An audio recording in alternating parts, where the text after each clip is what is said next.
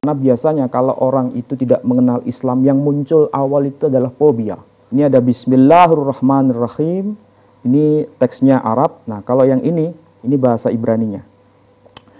Beshem Adonai Harahaman Harahum. Tapi karena ini konteksnya Ibrani, nama Allah nggak boleh disebut. Karena itu terlalu suci. Beshem Adonai Harahaman Harahum. Hadahillah ledonai Rabban ha'alamin Harahaman Harahum Molech Yom Haddin Otcha Abedim Obecha Mistayim.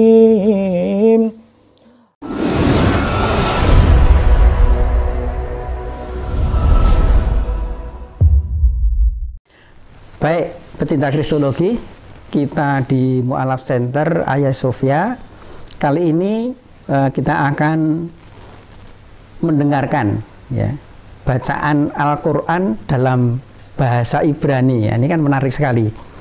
Kalau biasanya kita mendengarkan bahwa perjanjian baru yang dalam bahasa Yunani itu yang tidak ada bahasa Ibraninya itu diterjemahkan ke dalam banyak bahasa, tapi itu tidak akan mengangkat bahwa Bible itu lebih baik karena naskah yang aslinya sudah nggak ada.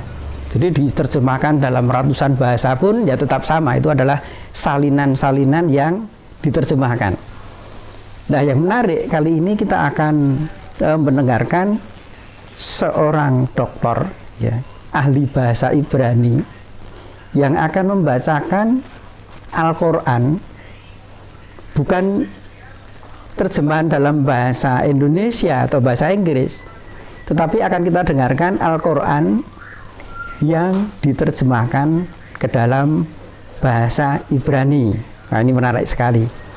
Baik, untuk itu ya, kita akan menyapa ahlinya, Ustadz Menahem Ali. Assalamualaikum. Waalaikumsalam warahmatullahi wabarakatuh.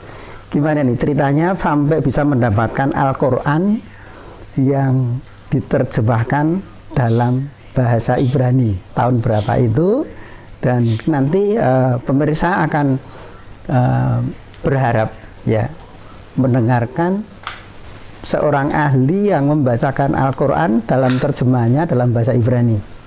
Monggo, silakan. Bismillahirrahmanirrahim. Assalamualaikum warahmatullahi wabarakatuh. Waalaikumsalam warahmatullahi. Alhamdulillah Rabbil Alamin. Wassalatu wassalamu ala habibi Rabbil Alamin Sayyidina Muhammad wa ala alihi wa ashabihi wa sallama tasliman katsira. Saudara-saudara, tadi Bapak Aziz meminta kepada saya untuk membacakan teks Al-Quran dalam bahasa Ibrani, yang tentu saja ini merupakan terjemahan. Tapi sebagai pengantar awal, saya bukan doktor yang pakar di bidang bahasa Ibrani, tapi saya sekedar bisa bahasa Ibrani, sekedar bisa saja. Jadi ini nanti akan saya tampilkan bagaimana cara pembacaannya. Namun sebagai pengantar awal, Al-Quran terjemahan bahasa Ibrani ini merupakan sebuah karya besar yang dilakukan oleh ulama-ulama yang pakar di bidangnya. Yang kebetulan yang saya bawa ini adalah Al-Quran, tapi ini bahasa Ibraninya ya, Hak Quran Belashon Akhir. Kalau diterjemahkan Al-Quran dalam bahasa lain, Targum artinya terjemahan. Terjemahan di sini maksudnya terjemahan dalam konteks bahasa Ibrani modern. Makanya disebut Targum Me'ivrit, artinya terjemahan dalam bahasa Ibrani. Jadi sepertinya ini mirip seperti Bible dalam bahasa Ibrani, tapi sebetulnya ini bukan Bible, tapi Al-Quran. Nah, yang menerjemahkan bukan orang sembarangan. Yang menerjemahkan di sini tertulis namanya disebut dengan Subhi Ali Odi. Subhi Ali Odi. Jadi seorang profesor beliau dalam bahasa Timur Tengah. Dan ini merupakan karya Quran bahasa Ibrani yang diterbitkan tahun 2015 ini. Bisa dilihat diterjemahkan oleh sebuah organisasi besar di sana, Markaz Bayinat Lidirasat Qur'aniyah Al-Mamlakah Urduniyah Al-Hashimiyah Amman, terbitan tahun 2015. Memang tidak ada teks Arabnya. Saya tidak tahu kenapa tidak ada teks Arabnya, tapi sebetulnya ini merupakan usaha awal yang barangkali bertujuan supaya tidak menjadi kendala bagi mereka yang tidak mengenal Islam. Karena biasanya kalau orang itu tidak mengenal Islam, yang muncul awal itu adalah fobia. Kalau sudah tahu huruf Arab, kayaknya tidak mau baca. Mungkin dalam konteks itu tidak dihadirkan huruf Arabnya, hanya terjemahan bahasa Ibraninya saja, supaya mereka penasaran untuk membaca bagaimana pembacaan dalam versi bahasa Ibrani. Nah, ini ada yang namanya Surah Al-Fatihah. Surah Al-Fatihah. Ini ada Bismillahirrahmanirrahim. Ini teksnya Arab. Nah, kalau yang ini bahasa Ibraninya. Ini kalau dibaca, tentu saja bacanya itu tidak seperti orang baca biasa, tapi ada intonasi. Nah, intonasinya itu tentu saja kulturnya kultur Arab. Kalau dalam tradisi Islam itu biasanya ada semacam tilawah. Nah, tilawah Al-Quran. Jadi ada model seperti lagu gitu ya? Ada model lagu-lagunya, ada bayati dan macam-macam. Nah, tradisi ini sebetulnya juga ada di kalangan Kristen Arab ketika membaca Alkitab bahasa Arab, juga dilakukan. Orang Yahudi ketika baca kitab Taurat dalam bahasa Ibrani juga dilakukan. Juga dilakukan. Dan itu tradisi, uruf, tradisi. Nah, ketika membaca Al-Quran dalam terjemahan bahasa Ibrani, dan itu biasa untuk dilakukan dalam arti sekedar lagu, bukan mengaji ya, bukan mengaji, tapi ini sekedar cara membaca dengan irama. Nah, ini kalau dibaca ya begini. Nah, kebetulan di sini ada surah Al-Fatihah, ada 7 ayat. Ini ada angka Arab. Nah, ini kalau dibaca ini. Bishem Adonai Harahaman Harahum Hatehillah Ledonai Rabban Ha'alamin Harahaman Harahum Molech Yom Haddin Otcha Abedin Obcha Mistayim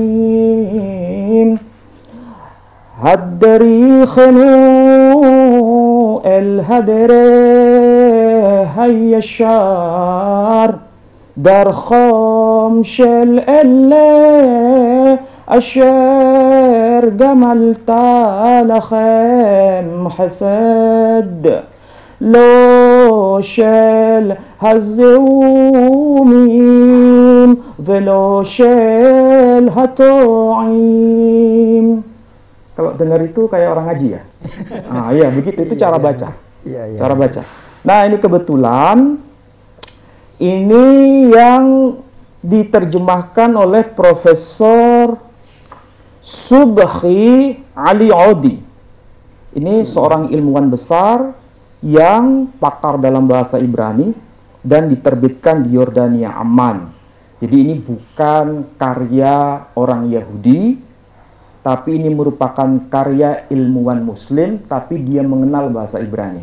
Nah, uniknya saudara, terutama Pak Aziz ya, nanti akan bisa melihat betapa unik kalau dikaji dari konteks bahasa. Di sini ada kata-kata Beshem, kalau dibaca Beshem Adonai Harahaman Harahum. Kalau ini tertulis, tulisannya ini Alef Lamet Lamet Hei. Itu kalau dibaca Allah. Tapi karena ini konteksnya Ibrani, nama Allah nggak boleh disebut. Karena itu terlalu suci. Maka diganti dengan sebutan umum. Diganti dengan sebutan Adonai. Adonai. Nah, sama dengan teks bahasa Ibrani yang perjanjian lama itu ada huruf Yod, He, Vav, He. Orang Nasrani biasanya membaca Yahweh. Orang Yahudi tidak boleh membaca itu karena itu istilah yang sakral, maka diganti dengan sebutan umum. Begitu juga ketika menjumpai tulisan Alef, Lamet, Lamet, He, nggak boleh dibaca Allah. Itu terlalu suci. Maka harus diganti dengan istilah umum. Makanya tadi saya baca Beshem Adonai. Beshem itu artinya dengan nama. Adonai, Tuhan. Yang dimaksud pasti ini adalah Allah. Harahmanu harahum, yang maha pengasih dan penyayang. Kemudian pada ayat yang kedua ini menarik. Hatehillo ledonoi. Hatehillo itu dari kata hilal. Maka muncul ada kata halilu. Halilu ya. Itu sama dengan alhamdulillah. Kalau tradisi Yahudi menyebut haleluya. Nah, kalau di Quran hanya disebut hatehillo dari kata hilal. Hatehillo ledonai. Ini maksudnya sama dengan alhamdulillah. Jadi ini menarik sebetulnya. Hatehillo ledonai ribon ha'ulam. Ribon kalau bahasa Arabnya Rab, kalau bahasa Ibraninya ribon. Ha'ulamim al-alamin.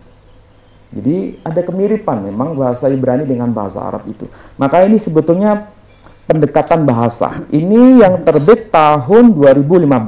Ada satu lagi yang baru terbit dan ini bukan diterbitkan oleh pemerintahan Yordania, tapi ini terbitan dari Saudi Arabia. Terbitan Saudi Arabia. Dan saya alhamdulillah mendapatkan akses ini karena setelah ini terbit menjadi masalah karena ada kasus mengenai Al-Aqsa, di sini diganti dengan Heikal. Dan itu menjadi marak dulu, tapi nggak akan saya bahas. Saya hanya bahas mengenai soal terbitan yang terbaru. Ini terbit kitab ini tahun, sebentar saya cek dulu. Ini ada teks. Tapi ada teks Arabnya nggak ini? Ini nggak ada teks Arabnya juga, hanya teks Ibraninya. Ini tahun Hijriahnya 1439. 1439. Ini ya, ini kalau dibaca Al-Qur'anul Karim Targum Mavni. Al-Qur'anul Karim Targum Mavni. Haq-Qur'an Hamavuar le Ivrit. Ini kalau diterjemahkan ada di sini. Saya bacakan saja. Nah, ini ada teks Arabnya, di sini ada teks Ibraninya. Ini kalau dibaca Tarjamah Ma'ani Al-Qur'anul Karim ilal lughah Ibriyah. Kalau bahasa Ibraninya Targum Mavni Haq-Qur'an Hamavuar le Ivrit. Kalau ilal lughah Ibriyah le Ivrit, bahasa Ibraninya. Ini diterbitkan oleh Mujamma' al-Malik Fahad Littiba'ah al-Mushaf al-Sharif. Ini kalau bahasa Ibraninya Merkaz Hammeleh Fahad. Jadi ini nama raja sebetulnya, Meleh Fahad. Meleh Fahad itu berarti Raja Fahad. Raja Fahad. Ya. Malik Fahad Lehas Safad Hak Quran Hamafuwar. Jadi diterjemahkan oleh pemerintahan kerajaan Saudi Arabia atas prakasa Raja Fahad yang berupaya untuk menerjemahkan Mushaf As-Syarif. Ini yang versi bahasa Ibrani. Dibacakan sebuah surat teksnya. lagi. Ini ada perbedaan kecil karena namanya terjemahan ya, karena pilihan kata. Kalau di sini diterjemahkan begini. Ini surat Al-Fatihah. Surat Al-Fatihah. Ini sebetulnya bahasa Arab yang ditulis dengan huruf Ibrani sebetulnya. Tetap ada perbedaan ya? Apanya? Yang tadi kalau karena terjemahan ya? Iya, karena terjemahan. Jadi ini ibaratnya kalau bahasa kita itu seperti pegon. Bahasanya pegon itu bahasa Jawa, hurufnya Arab kalau di Indonesia. Nah, kalau di Timur Tengah ini kebiasaan orang-orang Yahudi itu atau Muslim yang latar Yahudi menerjemahkan ke dalam bahasa Arab, tapi hurufnya pakai huruf Ibrani. Jadi kalau namanya terjemahan, itu kalau yang menerjemahkan lain, dan pemerintahnya lain, tentu akan lain. Ya. Kalau tidak ada warnanya lain. Kalau tidak ada aslinya, maka akan sulit ketika terjemahan itu diterjemahkan lagi, diterjemahkan lagi. Baik. Ini ada contoh. Di sini kalau ayat pertama diterjemahkan Beshem Adonai, pakai alef lamet hei, Allah, tapi nggak boleh dibaca. Tertulis Allah. Beshem Adonai Harahman Waharahum. Masih sama dengan yang tadi nih. Yang kedua agak beda. Hasyebah, pakai hasyebah. Tadi hatehillo. Kalau di sini pakai hasyebah ledonoi ribon haulamin. Nah, kalau yang tadi bukan hasyebah tapi diterjemahkan hatehillo ledonoi ribon haulamin. Kalau di sini hasyebah ledonoi ribon haulamin. Ini ayat yang kedua. Ayat yang ketiga di sini, ayat yang keempat, moleh yom haddin. Moleh yom haddin bahasa Arabnya malik yaumiddin. Jadi malik yaumiddin Ibraninya moleh yom haddin. Masih ada kedekatan moleh dengan malik. Tapi kalau di sini disebut terjemahannya solet beyom haddin. Solet itu kalau bahasa Arabnya sama dengan sultan. Solet. Kerajaan juga ya. Ya, raja. Tapi kalau saya sebagai pembaca lebih merasa nyaman ada kaitan antara istilah moleh dengan malik, karena ada kedekatan dibanding istilah solet. Ya, kecuali kalau bahasa Arabnya sultan, tidak ada masalah. Tapi Quran kan menyebutnya Malik Yaumiddin. Di sini Moleh Yom Haddin. Kalau saya disuruh milih yang mana terjemahan yang tepat, ini yang lebih tepat. Kalau ini kurang direkomendasi, karena di sini menggunakan istilah Solet Yom Haddin. Sebetulnya nggak ada beda makna, tapi nuansa kata yang dipakai itu kurang begitu dekat. Kedekatannya. Kalau solet lebih dekat dengan bahasa Arabnya sultan. Ya, solet, sultan. Nah, ini contoh konkret saja. Jadi mudah-mudahan Quran terjemahan bahasa Ibrani yang berbagai macam ini menjadi pengayaan dalam terjemahan Quran yang juga dalam berbagai bahasa. Tapi ada maksud sebetulnya. Kenapa dihadirkan Quran terjemahan bahasa Ibrani? Karena dalam dunia Arab itu ada Alkitab bahasa Arab yang bertujuan untuk mengimbangi Quran bahasa Arab. Nah, sementara ini Quran dalam bahasa Ibrani bertujuan untuk mengimbangi Alkitab bahasa Ibrani. Jadi sebetulnya saling menjaga dalam arti saling bertukar kebahasaan. Saya kira itu yang bisa saya jelaskan mengenai Quran bahasa Ibrani. Terima kasih Ustadz Menachem Ali yang telah menjelaskan dan membacakan ya. Dan untuk pecinta kristologi, ini sebuah contoh yang bagus sekali bahwa Al-Fatihah yang sampai sekarang ini masih orisinil, mulai diturunkan oleh Jibril atau Roh Kudus ya, ketika sampai kepada Nabi Muhammad SAW dan akhirnya sampai kepada kita, ini aslinya masih ada gitu. Aslinya masih ada. Ya, ini kalau diterjemahkan dalam bahasa Ibrani oleh orang yang berbeda, ini bisa berbeda, tapi alhamdulillah aslinya tetap ada gitu loh. Nah, bedanya dengan Bible apa? Ya, kenapa nggak saya sebut Injil ya? Karena Injil itu ya yang diturunkan kepada Nabi Isa alaihissalam, sedangkan yang beredar sekarang ini bukan yang disampaikan oleh Nabi Isa alaihissalam, tetapi adalah karangan dari Matius, karangan dari Yohanes. Jadi itu bukan Injil sebenarnya. Nah, itu pun ketika diterjemahkan ke dalam berbagai bahasa bisa, tetapi ketika naskah aslinya itu nggak ada, ya buat apa gitu loh. Jadi akhirnya salinan yang disalin, Nah, dan tidak akan mencapai pada originalitas ya. Jadi tetap saja itu salinan dan tidak ada naskah aslinya. Nah, untungnya kita dalam agama Islam ini semuanya masih asli ya. Contohnya tadi Al-Fatihah dibaca pakai bahasa Ibrani, terjemahannya itu ada perbedaan-perbedaan, tetapi karena masih ada aslinya ya tetap bisa kembali kepada aslinya. Oke, pecinta Kristologi, saya mewakili dari Mu'alaf Center Hagia Sophia mengucapkan selamat belajar dan memperdalam masalah-masalah tentang Kristologi.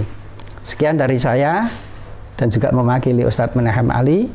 Kita ucapkan terima kasih kepada semuanya. Assalamualaikum warahmatullahi wabarakatuh.